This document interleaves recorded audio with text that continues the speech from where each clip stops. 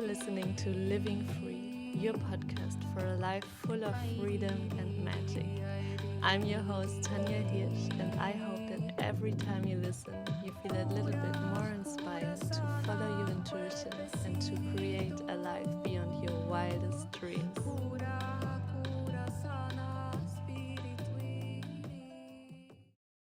Welcome back to the Living Free podcast. Today I have a juicy, short and activating episode for you about investing in yourself, because this has been huge for me and it's huge for every single woman I work with.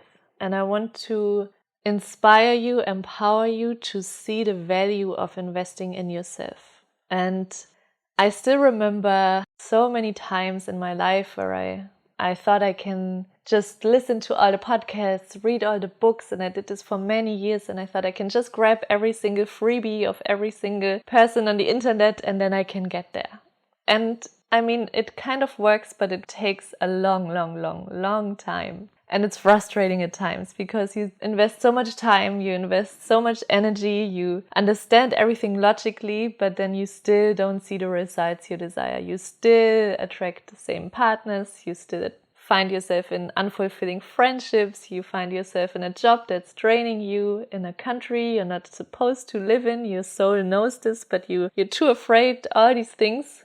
And every time in my path, on my journey, every single time I listen to my soul, to my intuition when it comes to investing in myself, even if it didn't make sense, especially if it didn't make sense, every single time it was exactly what I needed to expand into a bigger version, into a more healthy, empowered version, an embodied version of myself. And I'm someone who has doubted herself so freaking much in her life. Like, I can't even tell you how much I doubted myself. When I was a teacher, I was doubting myself. When I was studying, I was doubting myself. I was always thought I'm not good enough.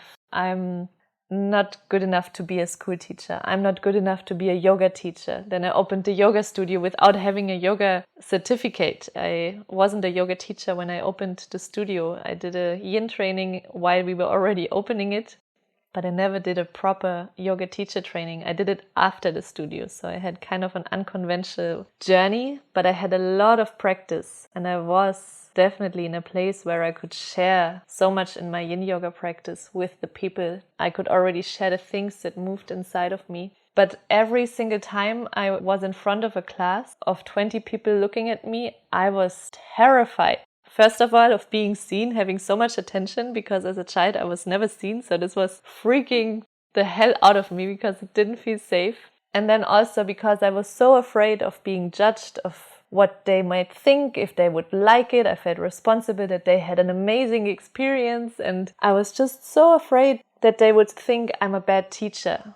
And no one ever in my whole life said that. But that's what I thought. My inner critic was so loud, like they're gonna find out you're a really bad teacher, you don't have enough experience, you're not good enough to do that. And I touched so many lives, like so many people cried in my yoga classes and so many amazing feedbacks. I got so many touching, really soul and heart touching feedbacks from my clients and my retreats. And still, there was sometimes a moment where I was like, wow, yeah, my work is really powerful. And then I got back into the loop of doubting myself and, oh, I'm not good enough. I'm not good enough. I'm not good enough. And then I already knew there was something bigger waiting for me.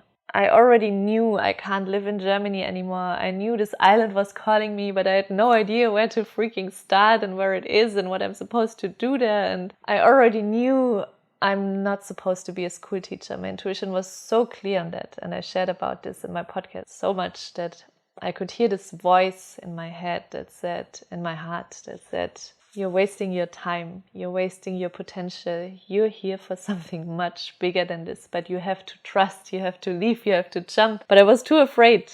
And then I applied for my sabbatical and I thought I can just do it the easy way and just wait until I have one paid year off to see if it works. And if I have the guarantee, then I'm gonna leave and try, and gonna fly. This is how I imagined the plan in my head. And then you might know my story. 1 year before my sabbatical, I just collapsed on the floor. I came home from school and I was completely burned out. My body was full of tension. I just collapsed on my knees and cried and cried and cried. And I had nothing left to give. And in this moment, it was crystal clear that something needed to change. But 1 week before this very moment, I went on a retreat in Aruba. And I want to share this story with you because it really, it empowered me so much to see the value of investing in yourself. And I already invested in my yoga classes and on retreats, and I spend a lot of money on good food, on, keeping my body healthy. But investing in me, in my development, felt kind of scary. And a few weeks before, I was sitting in my bathtub and I could already feel the same voice. Oh, it's so draining, this job. I can't do it much longer. And then my mind would say, it's only 1 year. Just push through. It's holidays soon. You can do this. Don't be so sensitive. Like, you just push through.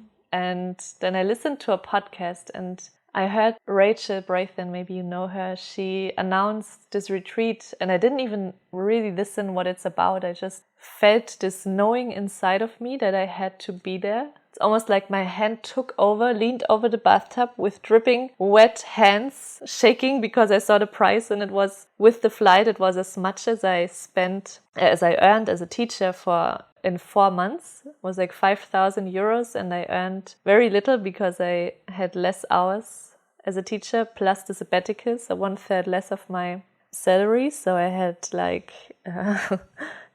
not much money, but I just knew I had to be there. And I don't know what took over, but I just trusted that voice and I booked it in that second. I just booked this retreat, and it turned out to be the last retreat she ever guided. It turned out to be the last and first retreat that was ever in a school holiday in Germany, because I was always dependent on the school holidays, and normally they were always when it's not school holiday, which makes sense because everything is more expensive. And then I leaned back and I was like, oh my God, what the hell did I just do? I spent 4 months of my salary and what just happened? And my mind tried to talk me out of it. This was the most stupid investment you've ever done. Like, why did you do this? You could have spent your money on so many more things. Imagine how many clothes you could have bought, how much you could have traveled for 5,000 euros. But I just trusted.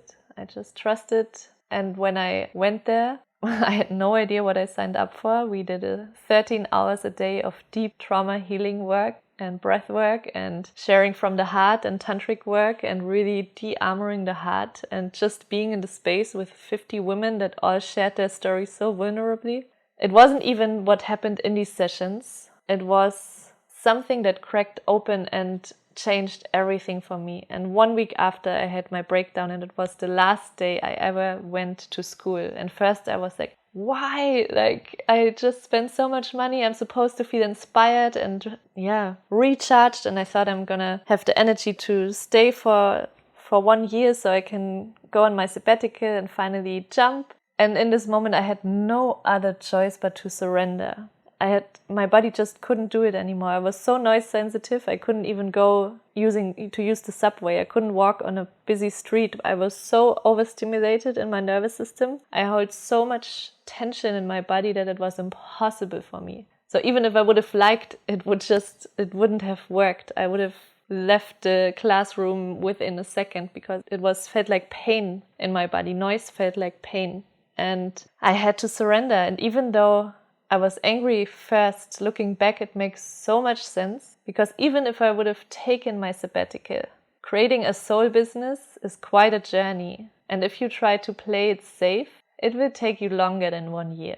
And I know if I would have continued, I would have never had the guts to leave after this 1 year, because even after this year, I wouldn't have seen the numbers that would make me feel safe. And money mindset is a whole different story. Maybe I drop into that a little bit in this episode, but what I want to share with you is that if you feel, and this doesn't even go for my programs, it goes for every single thing, I want to invite you to trust your feeling, to trust your intuition. Your body is an oracle. It tells you exactly what's right for you, and then the mind kicks in. And then you find all the reasons why you shouldn't do it. And that's completely normal because your ego wants to keep you safe. And especially investing in yourself is super scary because you don't know who you're stepping into, even if it's a more empowered version of yourself, even if it's a more embodied, authentic version of yourself. Your ego doesn't know what to expect and it wants to know. Like me, I wanted the sabbatical so I can play safe, but this is not how this journey works sometimes. Most of the times. We have to find peace with the unknown, and investing in yourself does something really powerful. It shows the universe and yourself that you're done doubting and playing it small and keep staying stuck. If you invest in yourself, it shows it's like an expansion in yourself that shows I believe in the freaking vision that I see and I'm gonna go there. I'm gonna invest in myself because I know I can get there, and I know if I receive support from someone who's been in the same situation, I can go there even faster. And I have another example that I shared in my masterclass. When I arrived in Morea, I was so sure that my cleanse home retreat, the 10-day retreat that I also wrote my book about, it's my signature online retreat. I already guided 4 groups. The first group I guided it as a retreat in person. The second one had 0 signups. The third one had 10 signups. The fourth one 19 and the third one 29. So it always went up, and I was so sure when I arrive, I just do another round and it's going to be the same number. It gives me safety to at least live for another 2 or 3 months on this island. And what happened was I arrived in Morea, I launched it, and I had 1 single sign up. And my whole world crashed. I felt so anxious. All my existential fear kicked in, and I thought I was really in this loop of anxiety that I'm gonna die on this island, that I'm gonna run out of money, that I'm gonna tell my grandparents that I failed and they're gonna abandon me even more. Like all this existential fear kicked in. But in my soul, I knew this retreat isn't me anymore. It's a potent retreat that can really get you started on this journey, where you can release, where you can get a healthy body, where you can detoxify your whole system. But the woman that I was stepping into was not here to share yoga classes and recite recipes. The woman that I was stepping into was here for much deeper healing, for much deeper transformation than that. And my ego wanted me to hold on to the money that I had left, because it wasn't that much and I didn't know how much longer I had to live from that savings if there's nothing coming in. And then I had a dream about a woman that I followed on Instagram, and my soul told me in that dream that my next level of expansion, the woman that I need to work with, she holds the keys that can get me where I need to be. And I woke up and first I was like, what a bullshit dream. And then I texted her. I didn't even know her. I was following her 1 week before, and I didn't even know she does business coachings. And I just told her that she showed up in my dream and told me, and that I saw we had the same color of our soul, blah, blah. And I thought she's going to say I'm crazy. And she actually sent out the intention that in a dream, a soul will find her. And it was just a perfect match. I invested 6,000 euros in a business coach, almost all of the money that I had left. It was a huge level of expansion. It was a huge edge of my nervous system. I really had to face all of my deepest fears connected to my root chakra. But without this coaching, I don't know if I would have even stayed in Morea. I really went deep into my soul. I created a structure. I was finally brave enough and confident enough to offer one-on-one coachings, because I already felt how deep people go in my presence, but I thought I'm not good enough to be a coach. Who am I? And then I just took it out, and not for a cheap price. Like I was really owning my worth and my story and everything that I went through, and how deep the space is that I can hold because of my story.